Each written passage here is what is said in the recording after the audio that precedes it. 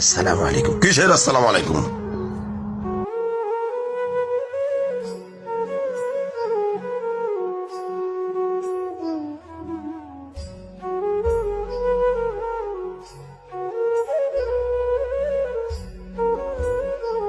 আপনাদের আসার কোনো টাইম হলো এটা? মানুষ ঘরের ভিতরে একটু বিশ্রাম নিচ্ছে আর আপনারা গেটের সামনে এসে দাঁড়িয়ে রয়েছেন। সবাইকে আপনাদের মতো অবসর নাকি? আপনারা অবসর আছেন, যান কোনো কাজ খুঁজেন।